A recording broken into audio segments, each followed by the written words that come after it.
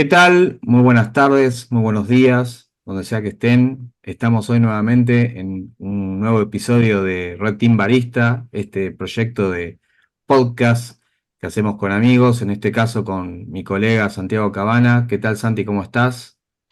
Hola, buenas tardes, buenos días. ¿Todo bien? Sí, señor. Bueno, estamos en un nuevo capítulo, este es nuestro quinto capítulo. Tenemos un tema que también es de mucho interés para un montón de amigos y colegas que tenemos en común, que es el mundo del red teaming, ¿no? En el mundo de cloud. Una temática más que interesante. Y tenemos un invitado que, la verdad, estoy súper contento de que esté acá. Es una persona que ya nos ha acompañado en otros proyectos, nos ha acompañado en la Ecoparty. Es un muy reconocido profesional al que le tenemos muchísimo aprecio, que no es ni más ni menos que Carlos Polop. ¿Qué tal, Carlos? Muy buenos días, ¿cómo estás? Buenos días, buenas tardes, buenas noches. Donde sea que Todo bien. Gracias a vosotros por invitarme. es un verdadero placer tenerte y verte, además, después de tanto tiempo. Voy a hacer una pequeña intro tuya, que la armé yo, vamos a aclararlo, así que si hay algo que después de la presentación querés aclarar, bienvenido sea.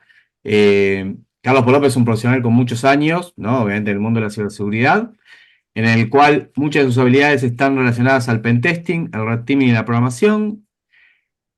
Obviamente todos te conocemos, sos el gran creador de muchos proyectos que han sido la Biblia para nosotros, como el proyecto de Hacktricks, que es un reconocido libro online. Yo digo libro, ya podemos decir que es una metodología en sí misma, que está online. Has desarrollado muchísimas herramientas. De hecho, cuando estuviste con nosotros en la ECO, hiciste un workshop específica de una de ellas, que era Limpeas, Wimpeas, que todos los que preparamos el OSP o algún CTF utilizamos estas herramientas, entre muchas otras que has desarrollado. Después igual lo vamos a poner, aclaro para la gente que está escuchándonos, después en la descripción del video están todos los links de los proyectos de Carlos. Así que bueno, si querés agregar algo más de qué es lo que estás haciendo en estos últimos tiempos y demás, bienvenido sea y así vamos arrancando con el set de las preguntas y respuestas, con el ping pong de las preguntas y respuestas. Bueno, yo creo que es una buena presentación en general. Y nada, ahora mismo me dedico, soy Red Team, bueno, Pentesting y Red Team Lead en Halborn, en una empresa orientada a seguridad en Web3. Y nada, llevo muchos años haciendo pentesting y tal, porque es lo que más me gusta y tengo mogollón de certificaciones que no me voy a poner a nombrar, como todos los que nos dedicamos a temas de pentesting.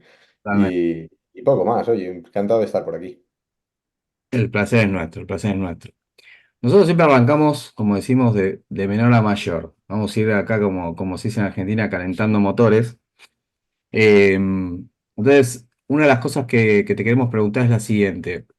Eh, Dado que hoy tenemos este capítulo que es el Red Teaming en entornos de cloud, ¿no? Y considerando que dentro de los proyectos que vos manejás, hace poco se lanzó el Hacktree de Cloud. Digo, hace poco, ya lleva un tiempito, pero a comparación del Hacktree clásico, vamos a decir, es un proyecto bastante nuevo, que igual es impresionante la adopción rápida a nivel de la comunidad que tuvo y las empresas que están ahí. Eh, y se suma también, junto con este proyecto de Hacktree Cloud, todo lo que es una certificación que han lanzado, que es Arte. Eh, ¿Cuáles fueron los desafíos? A ver, ¿cuáles fueron los desafíos para desarrollar ese cuerpo de conocimiento? ¿Por qué primero ese vendor y no otro?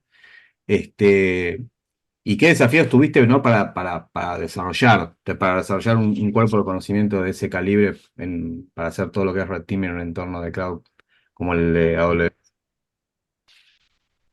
Bueno, empecé, vamos, obviamente como has comentado, el libro vino antes que, bueno, el libro, la wiki, vino antes que el curso. La wiki, hice un segundo Hacktree, digamos, Hacktree Cloud, porque el Hacktree normal estaba siendo ya tan grande que era imposible encontrar las cosas, entonces decidí que todo lo relacionado con cloud iba a ir a otro sitio, como era Hacktree Cloud en este caso. Y la verdad que cuando empecé haciendo esto apenas había mucha información sobre Red Team en el cloud y tal, y yo me estaba dedicando bastante a ello porque en los últimos años he estado trabajando sobre todo de pentester de startups y te das cuenta que todas las startups empiezan a utilizar AWS, Okta, Azure, el Entra ID, todos estos nuevos conceptos que se basan en, bueno, manejarlo todo a través de providers de SaaS. Entonces decidí que estaba en un buen momento para generar una wiki de Red Team y Pentesting para este tipo de entornos que hace 3 años solo unos pocos nos dedicamos a mirarlos y que hoy en día todo el mundo tiene que aprender porque incluso las empresas grandes en parte se han ido al cloud. Entonces, el principal desafío era pues el encontrar contenido, ¿no? Que en mi caso pues estuve leyendo algunos writers que ya había escrito la gente y sobre todo, como te digo, como tenía que auditar empresas, todo lo que yo iba aprendiendo en estas auditorías lo iba añadiendo a la metodología, a las técnicas y a todo dentro del libro de Hacktricks. Principalmente para yo no olvidarme y segundo para que también la gente que se encuentre con ese problema tenga acceso.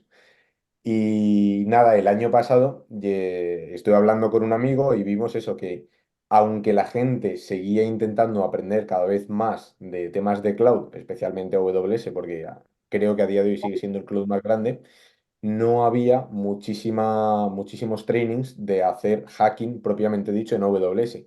De hecho, ni siquiera la certificación de AWS Security te enseña cómo un atacante te ataca. Te enseña a defenderte, pero no cómo va a ser realmente un ataque, ¿verdad? Claro. Entonces, me puse con un amigo y empezamos a montar toda la plataforma, toda la certificación para realmente enseñar paso a paso cómo funciona un ataque en Hacktrix en AWS y cómo se puede, bueno, cómo puedes abusar de mogollón de servicios distintos siempre por malas configuraciones. Aquí no estamos hablando de que AWS sea vulnerable, sino de que tú llegas a AWS y pones una mala configuración que no te das cuenta, pues a lo mejor alguien se aprovecha de ella.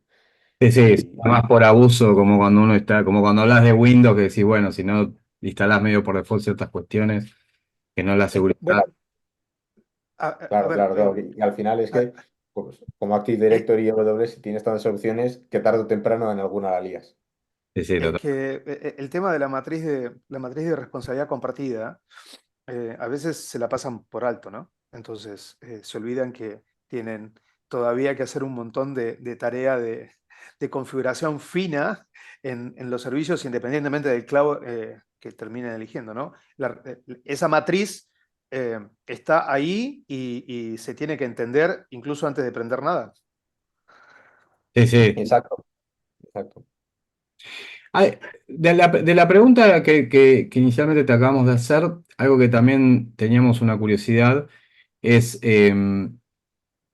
un curso, cuando uno genera un contenido de este calibre como el que vos generaste y que además no es solamente un curso, sino que hay una certificación asociada. Está claro que no es una certificación de AWS, es una certificación como si yo mañana sacara un curso de, no sé, de cómo hacer pentesting en Azure, pero la pregunta es...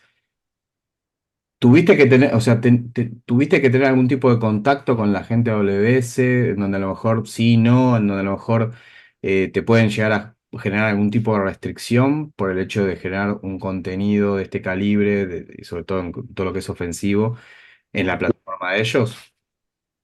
No, la verdad que no hemos llegado a necesitar tener ningún contacto. Ten en cuenta que, tal y como te digo,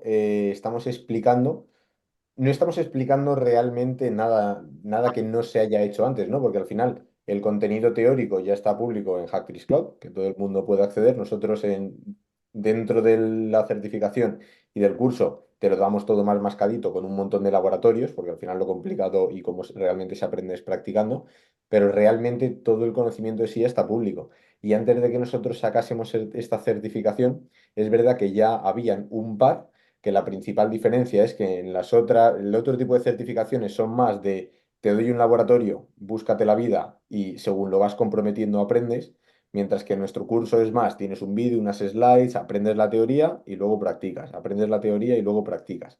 Entonces esa es la principal diferencia. Pero viendo que ya existían un par de cursos como el que nosotros estamos buscando hacer y sabiendo de nuevo que nosotros no estamos atacando WS, sino que realmente estamos enseñando cómo se hacen las malas configuraciones para que la gente no las haga, Sí, sí. no, por ahora no hemos tenido ningún tipo de problema. Ahora, y el concepto de certificación claramente implica después demostrar la habilidad. Entonces, Ujú. el desafío del proctoring o como lo llamen ustedes, de asegurarse que la persona que está demostrando su conocimiento, su capacidad es quien dice ser, como para después efectivamente otorgarle esa credencial asociada a la certificación, también es un desafío, ¿no? Sí, sí, sí. Sí, de hecho, tenemos un par de cursos ahora mismo, los dos de AWS. Uno que es el nivel de apprentice y otro que es el expert. En el de apprentice no tienes examen, pero para sacarlo tienes que hacer todos los laboratorios. Y los laboratorios tienen flag dinámica, con el objetivo de intentar evitar que la gente se pase las flags y saque la certificación sin nada. Y en el de expert aún no te hace falta terminar todos los laboratorios porque no creemos que el examen lo haya hecho suficientemente gente como para que todo el mundo se copie. Sin embargo, tienes que pasar un examen final que hemos hecho nosotros, intentando asegurar que por lo menos esa persona ha entendido todos los conceptos de cómo se realiza un ataque, cuáles son los pasos, cómo se hacen, atacando a varios servicios. Tienes que encontrar 3 flags, tienes que acabar atacando unos 5 servicios o así que obviamente no tienes ni idea de cuáles, así que realmente pasa el examen pensando que puede ser cualquiera de los que hemos visto. Claro, Entonces, de esa manera intentamos demostrar que ha sacado el examen. En un futuro, cuando veamos que ya han habido suficientes estudiantes como para decir, lo mismo ya empiezan a copiarse, pues pondremos todos los laboratorios obligados o pondremos unos exámenes rotativos y que la gente tenga que les aparezca uno cualquiera. Bien. bien, bien, bien, bien. Interesante. Y, vo- ¿cómo ves vos en este campo del que estamos hablando, ¿no? Del mundo del cloud, los profesionales, específicamente hablando de los profesionales de seguridad ofensiva y viceversa? Tiene como dos componentes esta pregunta, ¿no? Porque por otro lado es para hacer un callback a algo que vos habías mencionado de por qué creaste la certificación, ¿no? Eh, y que vos mencionás que, bueno, que cada vez es más común que la gente, o que vos venías viendo porque, por lo que tenías que auditar en las startups y demás, y que veías con otros colegas que estaban intentando aprender más. Pero también es verdad que se ve mucho, todavía se ve como un desbalance, si te gusta la palabra, en cuanto a la cantidad de contenido que la gente consume en relación al mundo de la seguridad ofensiva, eh, más relacionado al pentest clásico tradicional, infraestructura, las máquinas vulnerables, hack the box y todas las plataformas nuevas que han salido de este tipo y que no hay realmente tanto, y pese a que la adopción en los últimos años sí es verdad que ha sido mucho más masiva, ¿no? A nivel de cloud. Y por otro lado, la contracara que es cómo las empresas realmente las ves vos, porque nosotros, por ejemplo, en la región no vemos, en la región nuestra, que las empresas estén todavía pidiendo muchos escenarios específicos de cloud. Sí, quizás ciertos componentes, no sé, sí, si tengo un backend de API, pues voy a lanzar una aplicación, pedir un pentest, pero digo, no necesariamente estar mirando mi cloud. Es decir, como decir, bueno, haceme un pentest a todo mi entorno de cloud, si llega el caso tengo una opción grande, ¿no? Como empresa en un determinado entorno, ¿no? Entonces, ¿vos cómo ves esa cuestión, ¿no? Las dos balanzas. ¿Cómo lo ves en países no solamente como España, sino por tus viajes y las conferencias a las que viajas? ¿Cómo está la cuestión en países del primer mundo con respecto a lo que piden las empresas puntualmente? ¿Y cómo ves el nivel de los profesionales desde el punto de vista de seguridad ofensiva? Después te voy a hacer otra pregunta que va más, que también nos preguntan mucho, que va más por el lado del perfil a desarrollar. Y ahí hay, creo que hay mucha tela para cortar, pero primero quiero preguntarte esto, ¿no? Sí, mira, yo llevo haciendo pentesting de cloud, pues ya enfocado en esto, unos 3 5 años y he notado mucha diferencia desde el principio hasta ahora. Ahora veo que hay más empresas y que poco a poco la gente va entendiendo un poquito mejor cómo funciona el cloud. En concreto, todas las startups, bueno, yo trabajo en Halborn, como he dicho al principio, es una empresa de Estados Unidos, pues te podría decir que fácilmente el 80%, 90% de estas startups de Web3 utilizan AWS para una cosa o para otra.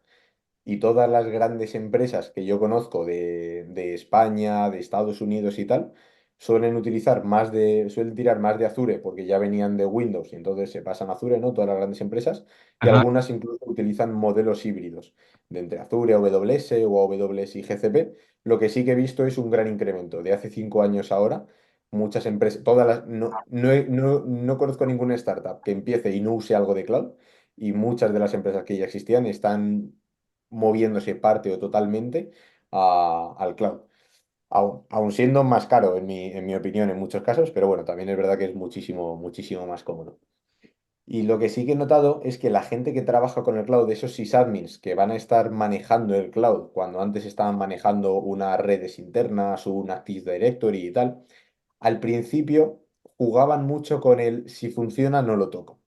¿Por qué? Porque el cloud es algo que tienes que aprender, que seguramente a esa persona nadie le ha dado tiempo para aprender y le han dicho, oye, en 2 semanas tenemos que mover esta base de datos para allá, créate la cuenta y muévelo.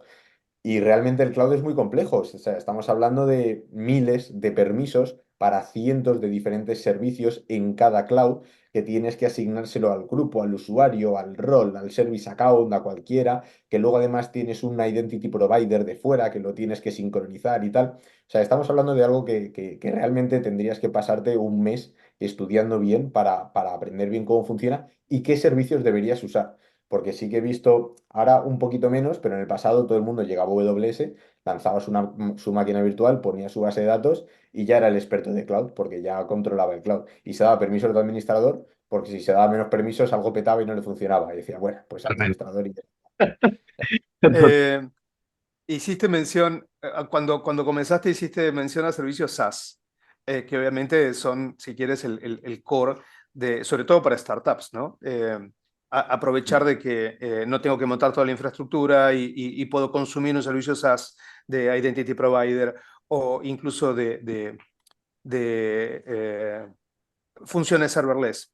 ¿Okay? Ahora, las organizaciones más grandes, además de usar eso, se meten fuerte con el PaaS y con el IaaS, ya sea porque hacen un shift and lift de servidores que tienen en on-prem y los mandan a cloud, con lo que eso implica, o que empiezan a montar sus backends ya para hacerlo funcionar, obviamente, con esas capacidades SaaS que proveen. Eso ya no es tanto de startups, sino de empresas más tradicionales en un proceso Ujú. de migración. Eh, ¿Te encuentras con el mismo escenario, esto de van como a las apuradas y en el proceso de ir a las apuradas pierden de vista algunas cosas que son imprescindibles? Pues mira, un ejemplo muy bueno yo creo que suele ser a lo mejor en un entorno híbrido donde esa empresa aún tiene parte de infraestructura interna y parte en el cloud. Sí. En esos casos pueden ocurrir dos cosas. Una, que no haya conexión de red directa, o dos, que sí que haya una conexión de red directa entre el on-premise y lo que tienes en el cloud. Y Ujú, a mí me hace mucha gracia porque hemos llegado al cloud y hemos decidido que las redes vuelven a ser como en los 90. No hago segmentación, todo conectado en la misma red, todo puedo acceder a todo, dejo los firewall por defecto, que si estás dentro en GCP, por ejemplo, pues ya puedes acceder al resto de los puertos. Y entonces me hace mucha gracia, ¿no? Porque hemos decidido que vamos al cloud, que como el cloud está ahí un ente privado, en una red privada, todo es seguro, como si fuese la red interna, y que entonces lo dejamos todo ahí abierto. Y entonces te encuentras en algunos casos que dices, vale, he movido parte de mi infraestructura del on-premise al cloud. Y ahora, si alguien me compromete el cloud, puede pivotar y comprometerme el on-premise. Y si alguien me compromete el on-premise, puede llegar y comprometerme el cloud. ujú. Entonces, hemos cogido y algo que era para hacerlo más seguro, hemos dejado abiertos. Hemos dejado dos attack surface distintos abiertos para que te comprometan todo. Entonces, sí, esas son cosas que te encuentras porque, bueno, un exceso de confianza, diría yo, en el cloud, o un exceso de confianza en potencialmente una ignorancia de un administrador de sistemas del cloud que realmente no sabe cómo está funcionando aquello y con que funcione por ahora le vale.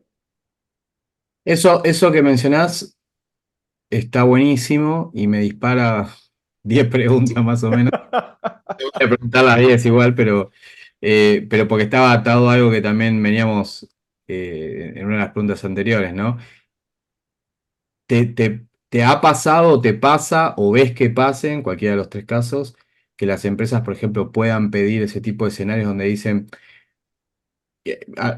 voy a tratar de una estructura para que se entienda, ¿no? Que va más allá de, che, quiero ver si mi flujo de common deployment, ¿no? El top 10 del CIC, del common deployment o ese tipo de cuestiones, o ver cómo está mi infraestructura de microservicios, que eso sí quizás lo vemos más acá, que te pueden pedir de mirar, a cuando hablamos de red teaming como tal, decir quiero un escenario donde quiero ver si con un compromiso asumido en una cuenta de on-premise puedes acceder a la nube y comprometer la nube y de ahí viceversa volver a on-premise o no.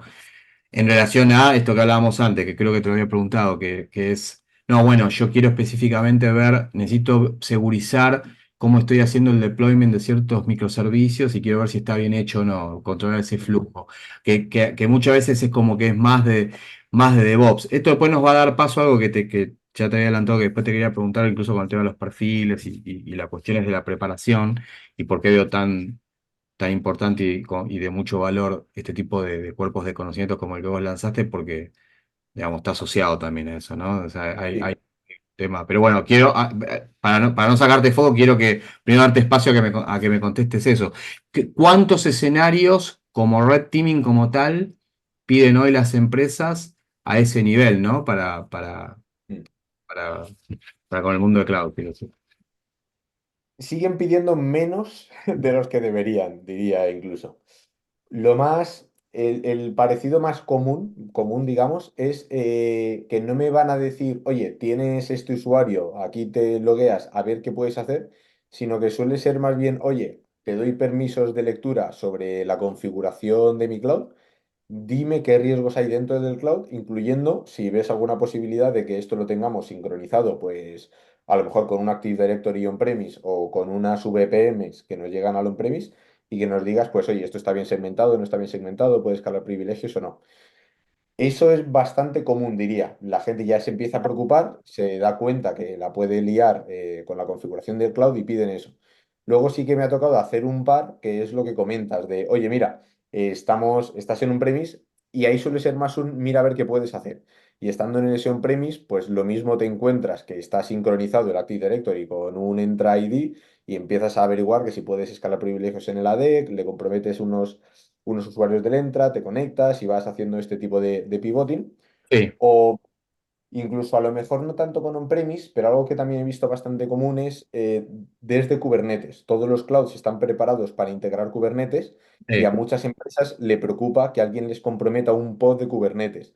Y entonces muchas veces auditamos pues mira, si te comprometo este pod, puedo escalar privilegios de esta manera en Kubernetes, me escapo del pod, te robo las credenciales, escapo privilegios. Y lo gracioso de este es que me gusta mucho este audit, porque lo gracioso es que me escapo de Kubernetes, del pod, robo unas credenciales, escalo privilegios en AWS, escalo privilegios en AWS, escalo privilegios en Kubernetes, que les comprometo otras credenciales y al final acaba haciendo una especie de círculo vicioso, ¿no? sí, sí. Entonces, son red teams bastante divertidos, nuevos, que la gente está aprendiendo poco a poco, pero que yo creo que van a ser el futuro del red team, tal y como la gente se está moviendo ahora, que a todo el mundo le gusta el cloud, el Kubernetes y el conectar mogollón de clouds con relaciones de confianza. Sí, está bien lo que decís, y creo que esta frase es bastante acertada porque también esa es otra cuestión, ¿no? Muchas veces dentro de una ventana que se tiene, por ejemplo, para un engagement de Red Team, se suele usar mucho esto, como te lo mencionaba, ¿no? Sé que lo sabes, el tema de compromiso asumido. Puede haber escenarios donde a lo mejor sí se busca replicar con una ventana de tiempo bastante más amplia todos los pasos que haría un actor de amenaza real, pero en muchos casos cuando trabajas con una ventana más acotada, entonces tenés que arrancar con compromiso asumido y demás. Pero ¿qué pasa cuando empezás a trabajar con este tipo de empresas que cada vez son más nativas del mundo de cloud y en donde ya no necesariamente, inclusive si para poder tomar una máquina de tipo foothold, ya deja de muchas veces de tener sentido determinados tipos de campañas de phishing o spear phishing específicos para poner el famoso primer pie en una máquina, porque muchas veces el usuario tenés un grupo de usuarios que usan Mac, desarrolladores con Linux, a lo mejor no Sí. hay directory, digamos, se empieza como a diluir un poquito más, ¿no? Y cómo se hace gobierno de todo eso. Entonces, en algún punto empieza a cambiar también esa parte del escenario, decir, bueno, ¿cómo hago para poner ese primer pie? Es interesante. Algo que también te quería preguntar de la mano de esto es, muchas veces cuando estás trabajando con entornos de seguridad ofensiva de cloud, eh, algo que también habías mencionado, ¿no? Que a veces esto de que te dan ya el acceso con ciertos privilegios para que vos revises. Lo vemos mucho en ciertas metodologías que a veces se publican, no estoy necesariamente hablando de Hacktree ni mucho menos, en general, o frameworks Ujú. modulares, como puede ser Paco, ahora estoy dando una herramienta, pero después igual, igual seguramente te vamos a hacer un par de preguntas de algún framework para recomendar o algún set de herramientas para recomendar. Donde muchas veces se da por sentado que vos para utilizar este tipo de frameworks modulares y aplicativos modulares ya tenés un conjunto de keys, que muchas veces es como bastante complicado conseguir keys de administración. Eso en un escenario Red Team, cómo lo suele pedir una empresa o ustedes como especialistas cuando ofrecen servicio Red Team, cómo lo suelen manejar? Haciendo la referencia a lo que sería un compromiso asumido, ¿no? Por ejemplo. Em, sí, es una buena pregunta, principalmente porque está claro que puede ser complicado conseguir esas keys iniciales, ¿no? Como tú has dicho, a lo mejor tienes que hacer un phishing que le robes un doble, incluso que le robes un doble factor de autenticación y luego le roban las cookies y tal. No, no, digamos que, bueno, no es tan fácil a lo mejor como en un entorno tradicional, pero yo creo que también eso está relacionado a que los red teams aún no están tan acostumbrados a esto como a como un entorno tradicional donde pues esperas que si comprometes un ordenador ya te has colado dentro de la red interna. Y aquí Claro, lo único que tienes son unas keys. Entonces, efectivamente, cuando planteamos un ejercicio que parte de que ya se ha comprometido alguien, se suele preguntar al usuario, al cliente, qué tipo de rol quiere que asumamos o incluso a lo mejor nos da keys de varios roles. Y lo gracioso aquí es que puede o puede que no avise a su blue team de que estamos haciendo un ejercicio y de que nos están regalando esas keys. Normalmente no le avisan con el objetivo de decir, "Bueno, vamos a hacer un red team y vamos a ver no solo si escalan privilegios, sino de si mi blue team les va a pillar o van a hacer alguna cosilla". En mi experiencia, lo que me he encontrado últimamente, sobre todo basándome, por ejemplo, hace unos años estuve trabajando en una empresa de manera de seguridad interna, y entonces ajá, mi empresa pues, contrataba algún red team externo. Y los red teams que contratábamos se sorprendían porque era una empresa que utilizaba Mac, que no había red interna y que en Mac, pues a lo mejor si tenía suerte, se encontraba unas claves de AWS. Entonces, claro, el Mac nunca nos lo conseguían comprometer porque no estaban preparados para comprometerlo, simplemente porque no solían hacer este tipo de cosas. Les ejecutábamos un malware dentro del Mac y por lo general no funcionaba, tenían que hacer dos o tres iteraciones y cuando funcionaba conseguían unas keys, hacían un par de intentos y les pillaba el blue team porque yo que sé, se habían ido directamente a intentar leer secretos. Porque como no están acostumbrados a hacer un red team aquí, pues se van a llamar a una API que sí, tiene amplias posibilidades de darte un buen resultado y aún más amplias posibilidades de que la estén monitorizando, como puede ser el leer los secretos. Entonces, lo que me he encontrado desde ese punto de vista es que la gente no está aún muy preparada y que sí que se ha desarrollado bastante el tema de la defensa en el cloud, porque al final lo bueno que tiene el cloud es la centralización. Y entonces tú vas al cloud, todos los logs los tienes en un sitio, que te los metes en tu SIEM con tus reglas y no tienes que estar viendo que si esta máquina me está enviando eventos, que si mis 500 empleados tienen el agente instalado para enviarme las cosas, que si los firewalls, no tienes que hacer agregación, todos los logs ya están en el mismo sitio. claro. Entonces, como que la defensa se ha hecho más fácil desde el punto de vista que la infraestructura tradicional y el ataque, En teoría la defensa se ha hecho más fácil. en teoría, efectivamente. Luego ocurren los problemas de siempre, ¿no? Y esto de hecho lo enseño, hay un tema dentro de la certificación de AWS de cómo bypassear mecanismos de defensa. Hay alertas muy conocidas que si sabes que pueden estar, pues simplemente no haces nada que las lance. Para enumerar lo que haces es ir un poco más lento y seguramente no te pillen, porque algo bueno del cloud es que te centraliza todos los logs, algo malo del cloud es que se están generando logs constantemente. Entonces te pillan hasta cierto momento. Bueno, Eh, pero ahí me abres la puerta a una pregunta que te la adelanté antes, ¿no? Que tiene que ver con automatización, por un lado. Claramente, cuando tienes abundancia de señales, tienes que mejorar tu capacidad de automatizar pensando en la defensa, pero cuando también te empiezas a organizar, automatizas metodológicamente tu proceso de pentesting, red team. ¿Okay? Ahora, en la necesidad de ser creativo en ambos lados, ¿no? De ambos lados del mostrador, ya parece obvio que es necesario incorporar inteligencia artificial. No, está de moda, pero no solamente está de moda, sino viene demostrando utilidad. Utilidad para la defensa, utilidad para el ataque. Entonces, acá la pregunta es, cómo te empiezas a llevar con capacidades de inteligencia artificial generativa, pero no exclusivamente eso. Machine Learning obviamente también es un tipo de inteligencia artificial que me imagino que es útil acá, pero tú dirás, a la hora de ir sobre un entorno cloud. Ujú. Mira, la primera respuesta es que GPT-4 lleva unos meses siendo mi mejor amigo. O sea, hablo más con GPT-4 que con cualquier persona. ¿Por qué? Porque para una primera consulta rápida, pues es más rápido que Google, que tengo que ir clicando a ver si encuentro el enlace que me sirve. Entonces, con GPT-4 me llevo muy bien. Creo que va a ser un cambio radical de aquí a unos años, cómo vemos la ciberseguridad. Creo que la inteligencia artificial va a ser capaz de arreglar muchísimos problemas, de generar mejores capacidades detectivas que las que tenemos ahora, incluso con personas mirando todos los logs.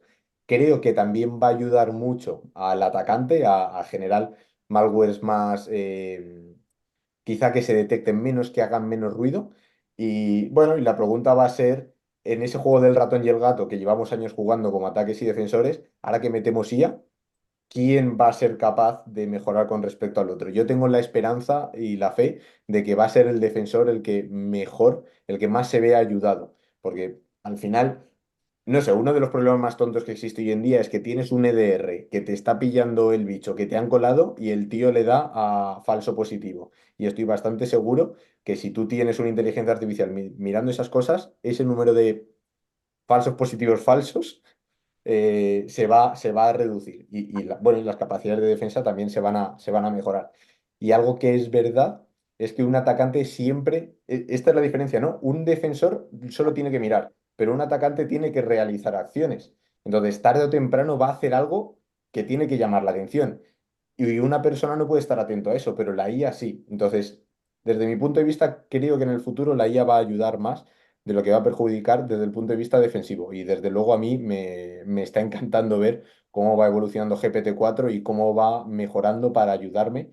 En mi caso, hoy en día, a hacer scripts rápidos. Pues si yo tengo que auditar un cloud y quiero mirar una cosa, el script me lo hace GPT-4 y ya no lo hago. Si eso luego arreglo un par de tonterías, pero suelo programar empezando con un LLM.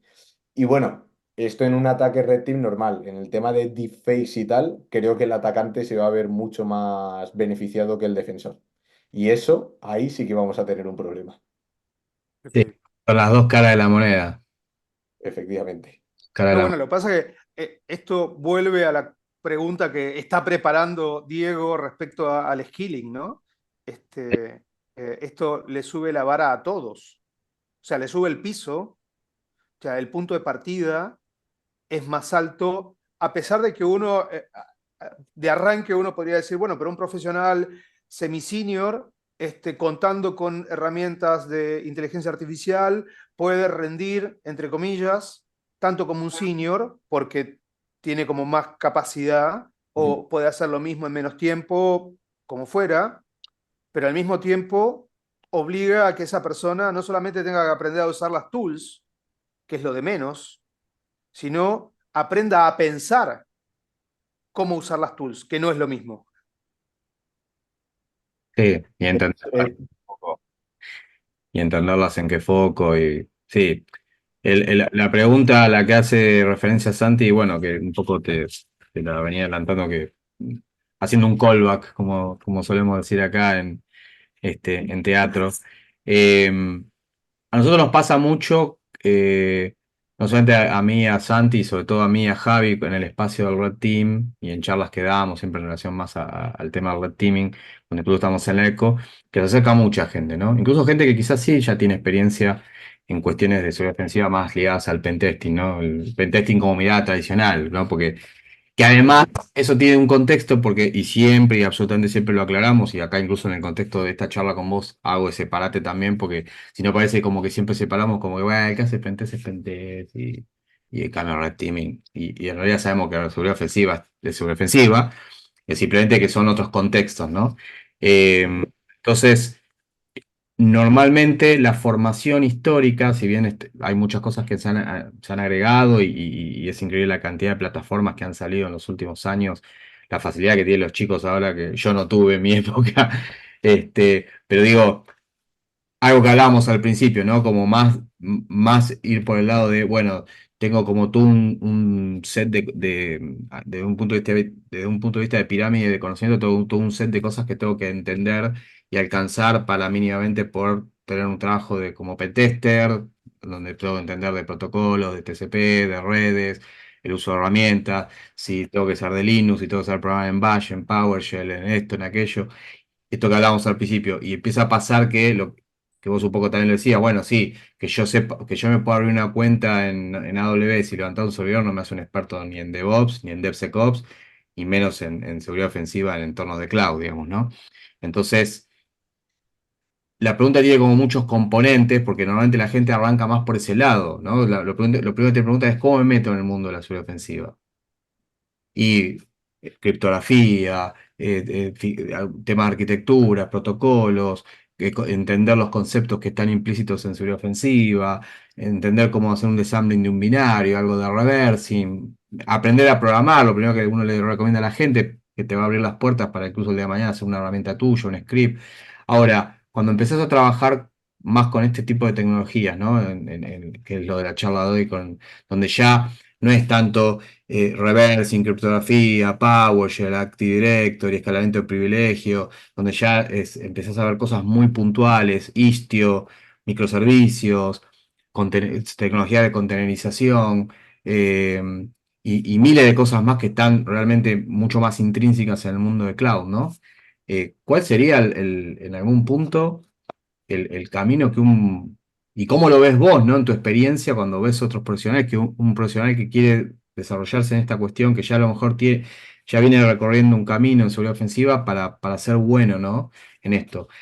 Acá en Argentina, y hago esta última parada, acá en Argentina, y pasa mucho con la región, quizás a veces por el tema de cómo se manejan acá, el tema de los recursos, suele pasar que muchas veces en un equipo de trabajo somos todos medio all in one. También sabemos que en muchos países del primer mundo hay como personas muy específicas para cada rol, incluso quizás en un servicio de red team. Entonces, también preguntarte eso, ¿cómo lo ves vos y y cuál es el rol que vos ves realmente en un equipo de Red Team en relación a cómo formarse y cómo ser bueno en el mundo del Red Team y en entornos de cloud?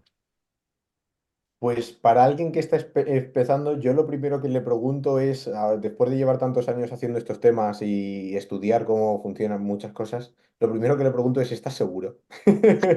¿Estás seguro de que quieres seguir por este camino? Que esto no va a ser un trabajo de Ay, 8 a 5 y ya está, que esto es para toda la vida y 24 horas. Pero Y bueno. no, y no siempre gratificante. Y no siempre, no, de hecho, por lo normal no lo es, porque vas a estar más tiempo no entendiendo algo que entendiéndolo. Porque para cuando lo entiendas, pasas a otra cosa que no lo entiendes y dices, joder, otra vez. es Y verdad. no acaba nunca. Pero es verdad que es gratificante para la gente que valora el aprender, los retos, el estar constantemente, bueno, dedicándose a cosas nuevas que incluso al principio a lo mejor te parecían imposibles y te daban miedo. Y te vas superando, ¿no? Al final el pentesting, el red team, la ciberseguridad es una manera de superarse a uno mismo día a día, mejorando y entendiendo nuevas técnicas. Entonces, para la gente que quiere empezar, es un camino duro, pero muy bonito. Y que, bueno, y que hoy en día la verdad que está bien pagado, así que yo sí, aunque haya hecho la broma inicial, se lo sigo recomendando a mucha gente. Para Pero entrar, mi sí, recomendación sería que aprendas lo básico, tal y como tú has dicho. Programar. Me ha preguntado muchísima gente por LinkedIn, oye, quiero ser pentester y no sé programar, ¿tengo que aprender? Sí, tienes que sí. aprender. O sea, todo está programado. Para entender una vulnerabilidad tarde o temprano te vas a tener que meter en el código para entenderla. Así que sí, programa hay que aprender, networking hay que aprender, consola de comandos desde Linux, consola de comandos de Windows, un poquitito de Windows y de Linux internals, lo justo para entender qué es un proceso, un thread, una memoria. Y luego hay, una vez ya has tocado, bueno, cómo funciona el protocolo HTTP y todo el tema web, y una vez tocas un poquito los palos de web, de forensia, reversing, exploiting tal, ahí ya sí que recomiendo que, mira, elige el que más te guste y empieza por ahí. Obviamente tienes toda la vida que tú empieces haciendo web, no significa que otro día no te apetezca más forencia y te puedas cambiar de camino. Al final todo va a estar muy relacionado porque un ataque que tú haces con web es un ataque que va a estar investigando en los logs el forense, que le vas a meter un malware que el reverse se va a estar analizando y tal. Entonces, al final, toda la ciberseguridad está bastante relacionada. Y para el pentest, pues la verdad que recomendaría lo que tú has dicho al principio. Ahora mismo hay muchísimas formas de aprender de una manera muy guiada. Hack the Box, Try Hack Me, un montón de vídeos en Internet, un montón de libros y recursos gratuitos en Internet de máquinas virtuales vulnerables. Sí. Empieza, empieza por ahí. Y si eres capaz de seguir el camino, de aprender muchísimo, pues vas a encontrar tu primer trabajo y vas a poder dedicarte a esto toda la vida, siempre y cuando sigas mejorando. Y Igual, ligando esto con lo que hemos dicho antes sí, de inteligencia artificial, mi recomendación es que la inteligencia artificial sabe tanto como un pentester junior hoy en día, diría yo, un GPT-4, no el gratuito, sino el que cuesta $20 al mes o así. Sabe tanto, diría yo, como un junior. Si estás empezando, aprovéchate de ello. Cómprate, paga esos $20 al mes y cuando tengas dudas, en lugar de molestar en un grupo que nadie te va a responder porque los hackers son muy así, como no sean todos amigos, nadie te va a ayudar. Tienes ahí un chat que le puedes preguntar, oye, ¿y este ataque de cross-site scripting, por qué ha levantado esto? ¿O por qué esto no funciona? ¿O por qué tal? Y personalmente a mí me está ayudando muchísimo para escribir código y también para preguntar cositas que a priori no entiendo. Digo, voy a ver qué me dice. Sí, me parece súper válido lo que decís. De hecho, estuve viendo, lo comento porque yo en general no soy tan, desarrollo cosas para mi trabajo el día a día, scripts, cosas, pero no soy desarrollador como tal. Pero vengo viendo cómo mucha gente ya está metiendo la nueva versión de ChatGPT 4 en Copilot y con Visual Basic Studio y aprovechando esas cuestiones porque la verdad que tiene un potencial enorme. Yo te quiero reforzar todo esto que te pregunté y que me acabas de contestar muy bien. Te lo voy a como desglosar un poquitito más. Permitime, Santi, antes que pases a lo que querías pasar. Eh, tenía una razón de ser, igual lo respondiste muy bien, tenía una razón de ser en particular también la pregunta, porque yo acá quizás voy a poner una impronta mía de cómo lo veo yo, ¿eh? Digamos, más allá de cómo lo charlo siempre con Santi, Javi, colegas y chicos que nos preguntan y todo en su conjunto. Yo veo que hay como un camino bastante segmentado, tomámelo así el giro literario por ahora, Carlos, en cuanto a la montaña o pirámide, como lo quieras llamar, de conocimientos que uno tiene que tener para ciertas cuestiones, ¿no? Por ejemplo, si hablamos del mundo del red teaming, y como decíamos antes, y en relación a las actividades más tradicionales de pentest, que igual tienen su impronta y hay que ser muy bueno para ser un buen pentester web, un buen pentester mobile. Acá tenemos gente que se dedica específicamente a eso. A veces uno puede tocar, entender y haber hecho algo y tocar un poco de oído, pero decir, bueno, mi especialidad es más esto y no soy un pentester mobile. Digamos, hay que ser bueno, ¿no? En lo que uno hace. Entonces lo que digo es, para ser bueno en lo que hoy nos toca hablar del mundo de cloud, donde a lo mejor ya, digamos, tenés que entender, y obviamente influye mucho ya saber programar y demás, ¿no? Por ejemplo, si te tenés que meter con Terraform u otras herramientas para todo lo que es deployment automatizado de infraestructura, digamos, hay todo un mundo que inclusive sin llegar a lo que es el red teaming, ya lo ves cuando ves lo que es el roadmap de un DevSecOps, digamos, ¿no? Que si no entendés cuestiones que son como de la misma que estamos hablando, pero más de, como decir, bueno, esto de si haces la analogía entre la escalera que tiene que subir una persona que quiere hacer pentesting a la escalera que tiene que hacer alguien que quiere ser DevOps y de DevOps de ser DevSecOps y capaz que el día de mañana, ¿por qué no? Hasta ser un red teamer, perdón, en temas de cuestiones de cloud. Digo, hay mucho conocimiento que una persona para ser realmente bueno en este tema eh, por lo menos lo que yo veo, que tiene que hay como todo un roadmap muy grande, ¿no? De cosas a aprender, no solamente tecnologías, lenguajes de programación muy nuevos que han salido en los últimos años, como estos que hablamos de Terraform, Puppet, Chief, lo que sea, microservicios, co- eh, miles, no quiero hacer todo una. Entonces, vos lo ves, por ejemplo, cuando en los equipos de red teaming en los que normalmente trabajás y cuando se contrata, suele haber gente específicamente como muy desarrollado en esto, que maneja esto específicamente, o es parte de un mismo equipo que a lo mejor mañana te toca un escenario de cloud y decís, bueno, me tengo que poner a investigar esto y hacer un research de esto para hacer un escenario de Red Team en cloud, digamos, ¿no?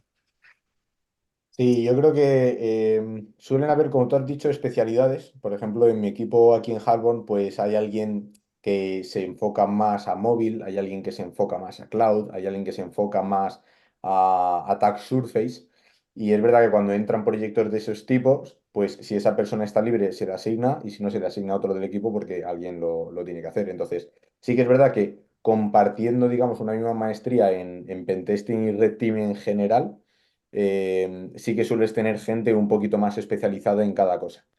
Si ya te vas a un red team bueno de 4 o 5 personas enfocadas en un mismo cliente, ahí sí que te sueles encontrar cosas más específicas mucho más potentes.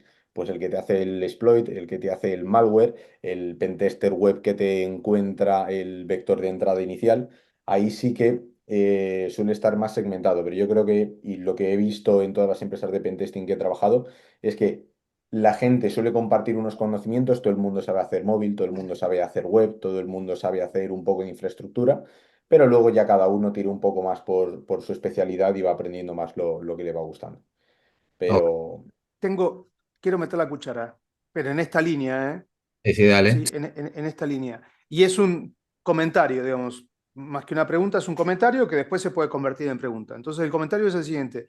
Yo tengo el imaginario, tomen, cómprenme la idea el imaginario, Ujú. sobre todo cuando alguien junior se acerca y dice, me quiero meter en este mundo, de que uno podría en 20 40 horas, vamos a poner 40 horas, 40 horas es algo que puede ocurrir en un mes, 40 horas enfocado, ¿no? No 40 horas de corrido, 40 horas dedicadas a sentarse y entender. Uno puede recorrer de manera comprensiva, digamos, completitud, todo, cada uno de los entornos, tecnologías, escenarios que mencionó Diego antes, al estilo una primera mirada para entender de qué se trata, ¿sí? Y recién ahí es como decías, Carlos, tomar la decisión si me voy a meter o no me voy a meter.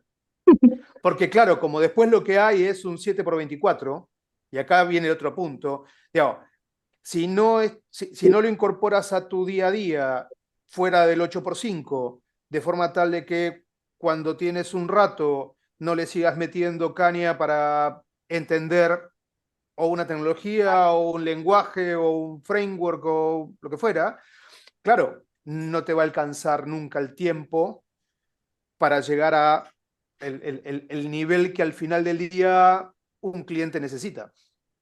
Entonces, ujú. esto no es que te formas y después vas a trabajar, tienes que formarte mientras estás trabajando, pero no alcanzan el 8 por 5 para formarte y trabajar, para lo cual le terminas teniendo que agregar horas fuera del 8 por 5 y además eso es por siempre.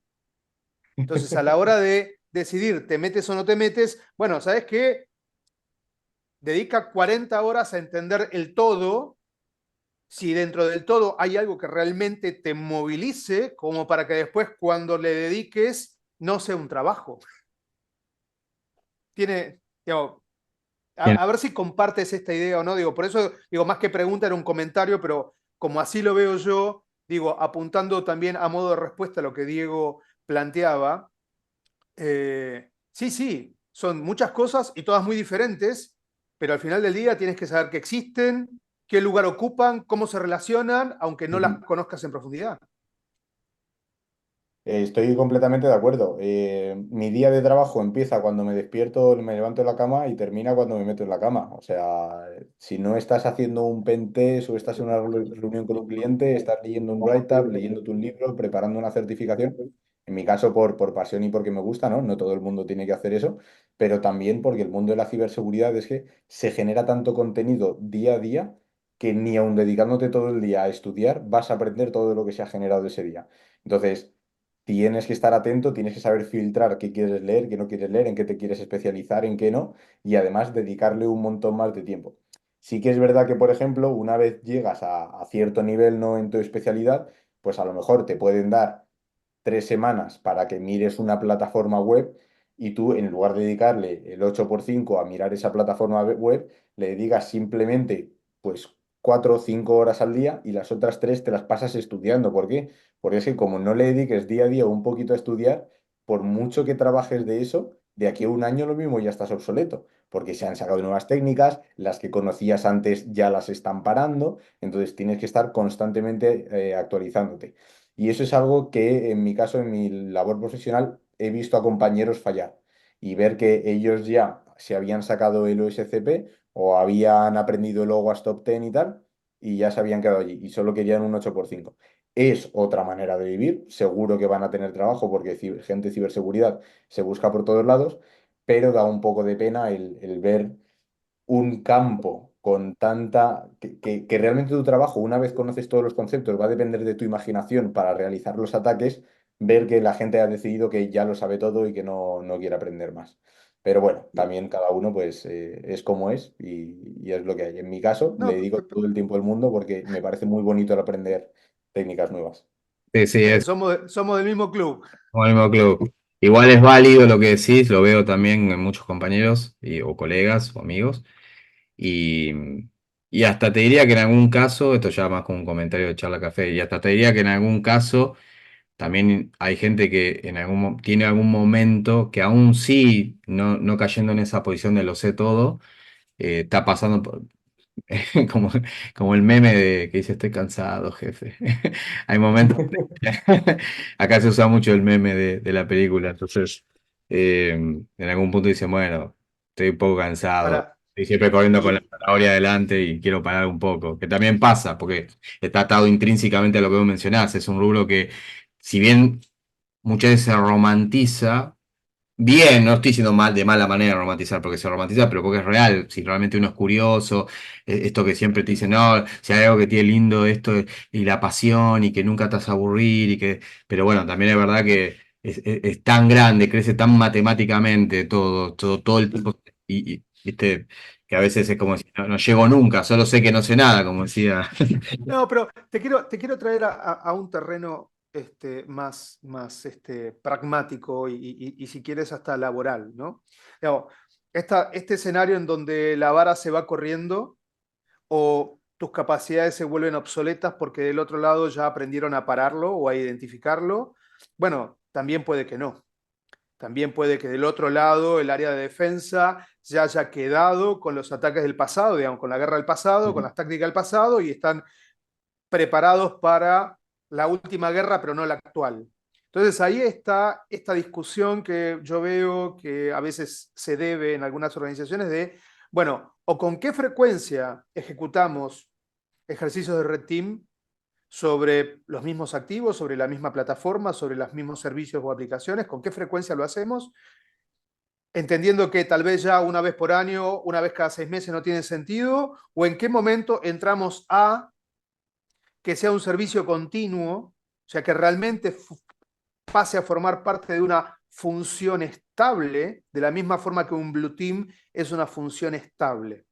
Entonces, esto tiene que ver con la madurez de la empresa cliente, pero también tiene que ver con este eventual obsolescencia de la capacidad de defensa que no logra ponerse al día ujú. con el avance de los actores de amenaza. Entonces, ¿estás notando que hay un llamado de conciencia, un cambio de conducta en las empresas como para incrementar la frecuencia de los ejercicios de red team o de pentesting e incluso llegar a, bueno, tenemos que formar una función estable? ¿Lo estás observando? Hombre, lo que sí que he visto es que en las empresas grandes cada vez es más común tener un equipo de seguridad interna, lo cual está muy bien. Y gracias a leyes, por lo menos aquí en España y en Europa, están obligados a pasar algún pentest por empresas externas antes de sacar cosas a producción y tal. Lo cual, sea porque ellos quieren o sea porque se les obliga, sí que es verdad que se están revisando más la seguridad de más cosas.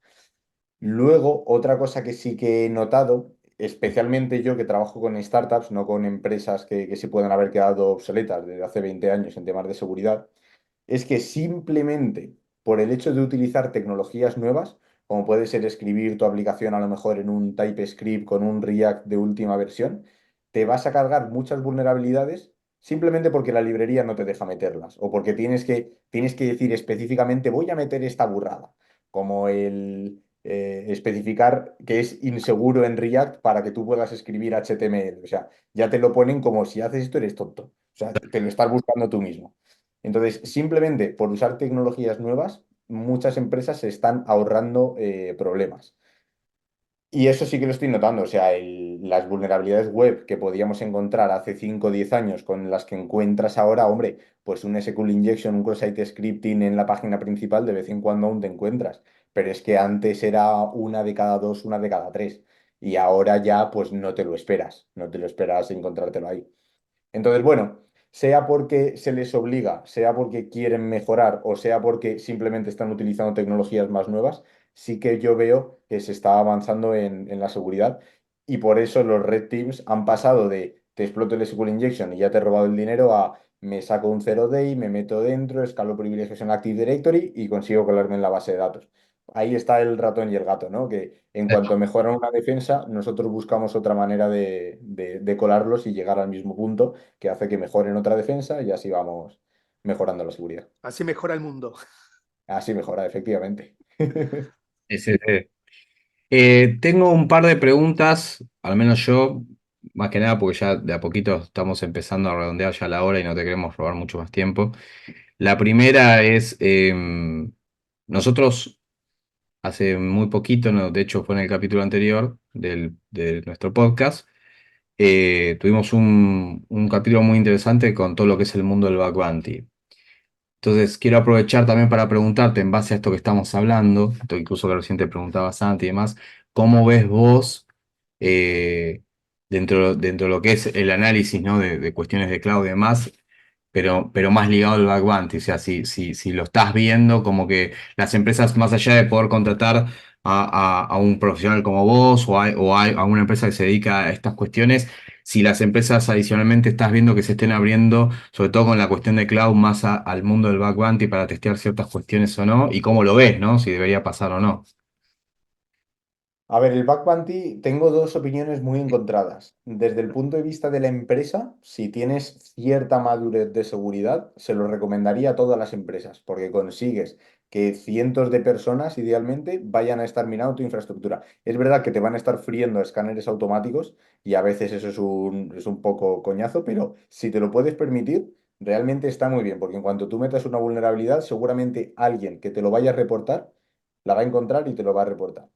Desde el punto de vista del pentester, de la persona de ciberseguridad, me parece un timo, porque tú estás trabajando sin asegurarte que alguien te va a pagar por ese trabajo. Y yo me imagino, pues, un amigo que se dedica a hacer diseño, esa persona te dice, vale, pues te voy a diseñar tu logo, tu página web, tu portada, tu lo que sea, vale tanto dinero, te voy a dar un par de ejemplos, voy a seguir por ahí y a la tercera vez te cobro más o te doy lo que hay. Y realmente el bug bounty para un artista como podemos ser nosotros es, te voy a pedir el logo, pero si me haces un logo que no me gusta, tú has perdido el tiempo, pero yo no te lo pago, porque no me gusta. Entonces, es trabajar, digamos, de manera gratuita, quitando de lado el hecho de que luego a lo mejor la empresa no paga, o te baja luego una crítica, o te paga mucho menos de lo prometido y tal. Entonces, desde el punto, yo no hago mucho bug bounty, primero porque no tengo tiempo, Sí. segundo porque me parece un poco desfavorable para el pentester, pero habiendo cientos de pentesters, ¿para qué le vas a pagar más? Porque si no lo hago yo, ya lo va a hacer otro. Y desde el punto de vista de la empresa, pues es que te mejora muchísimo la seguridad porque tienes mucha gente mirándote tu página, tu aplicación, tu lo que sea, día a día. Entonces, vamos, yo creo que es un antes y un después. De hecho, cuando te viene un pentest y te dicen, esta página lleva en un bug bounty público 6 meses, dices, uff, pues no sé yo si voy a encontrar algo. Así que ya solo por esa experiencia es recomendable. Qué lectura interesante acabas de hacer, Sí.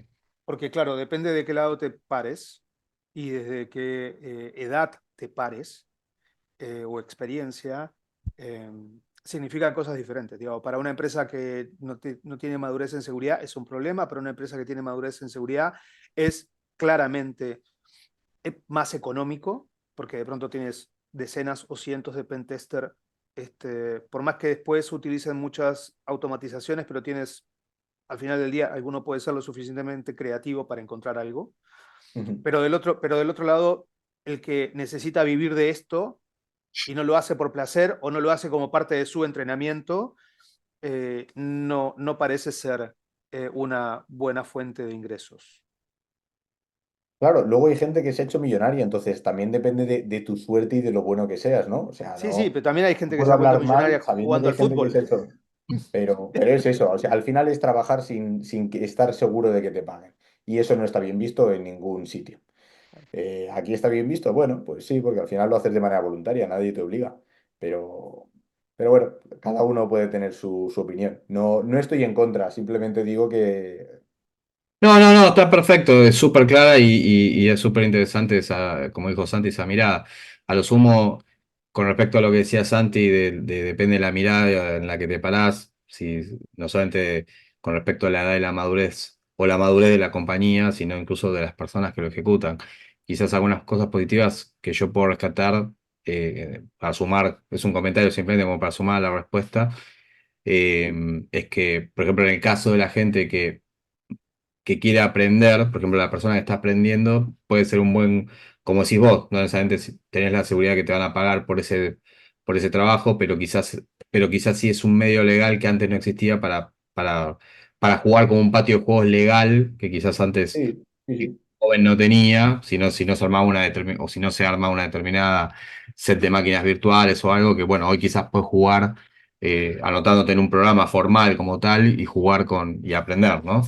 Pero requiere obviamente tiempo y el hecho que sea, como bien decías vos, que no necesariamente sabes si te lo van a recompensar, si te lo van a pagar, si no te van a cuestionar por qué lo sacaste de determinada forma o no, y bueno, toda una serie de cuestiones que...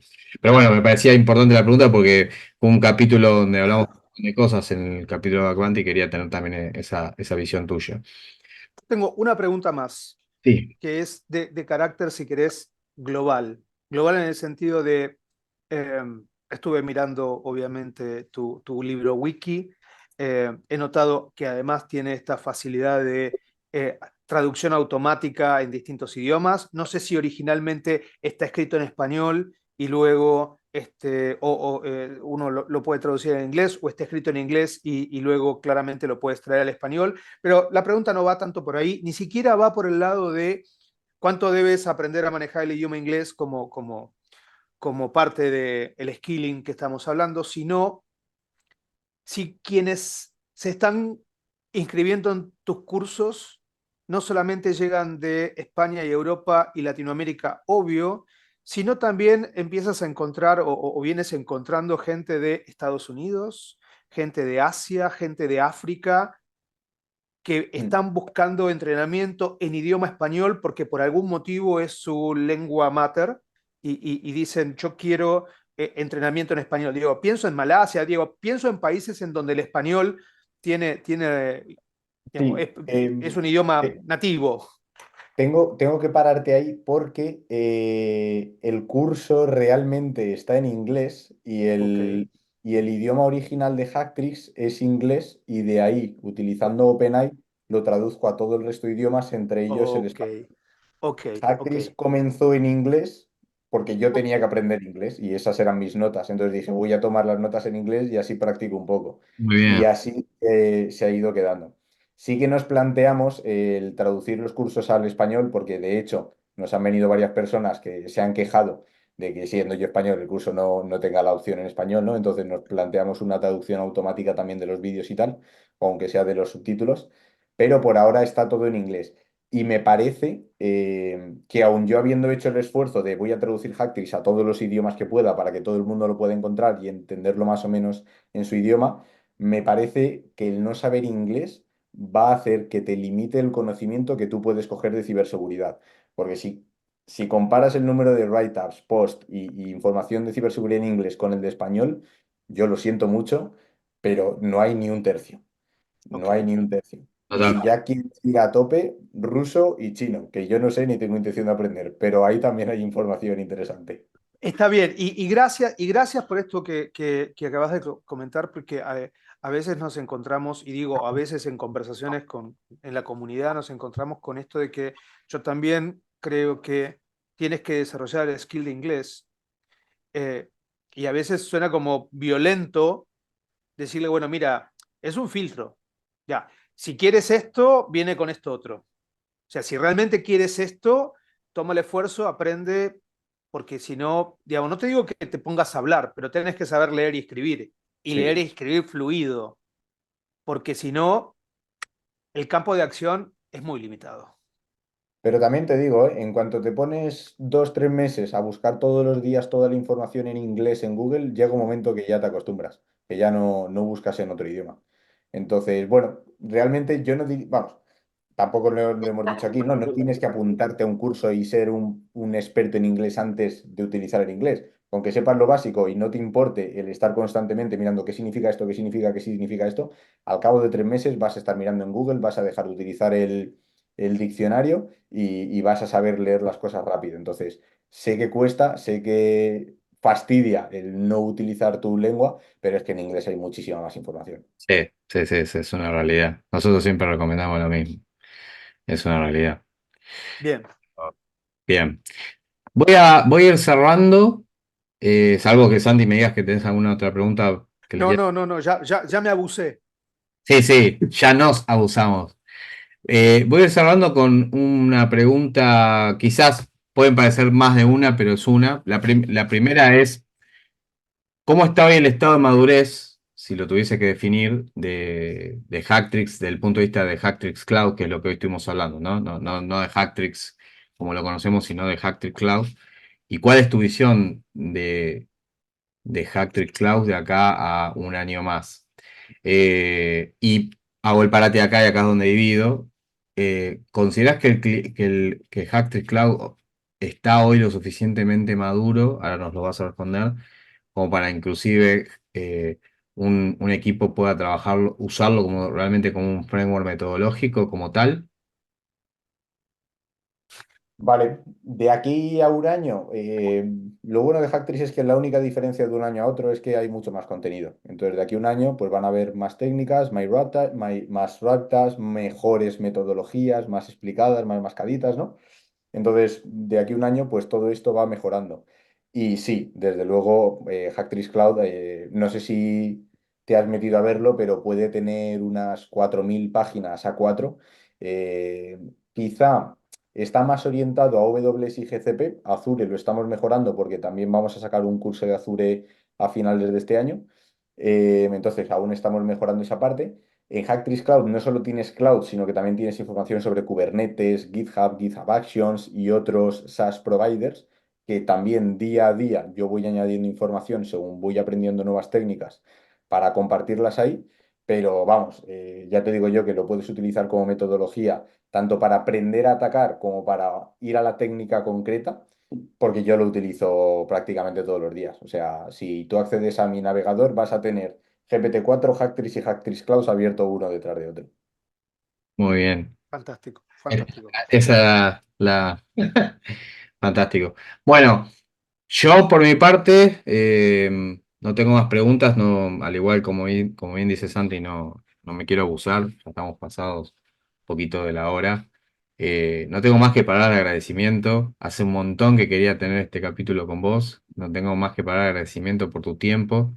Este, perdón, sé que te estoy corriendo de hace un montón de tiempo y que los tiempos a veces no ayudan. Pero bueno, nada, súper, súper feliz de que hayas podido estar hoy con nosotros. Y bueno, y agradecerte por tu presencia de acá infinitamente. Así que gracias, Carlos, en nombre mío Pues, y de Javier, que no está hoy, pero fue súper, súper rico todo lo que pudimos hablar. La verdad que te haría 25.000 preguntas más. Seguramente la gente que después mire el capítulo también va a tener preguntas, pero bueno, no va a faltar la oportunidad para, para volver a charlar en algún momento. Y muchas nada, nos gracias a vemos vosotros. pronto. O sea, nos vemos pronto. En Chile, en Argentina, en donde sea que ocurra la posibilidad de cruzarnos. Yo también, Ojalá, muchas gracias. ojalá, a todos los que vean el vídeo, si vais a la competición de Chile a finales de octubre del ICC, ahí estaré, así que allí nos vemos. Y nada, muchas gracias a vosotros por haberme invitado. Siempre es un placer compartir ideas con vosotros. Un placer. Gracias. Voy a darle stop. Gracias, Carlos. Entonces nos despedimos.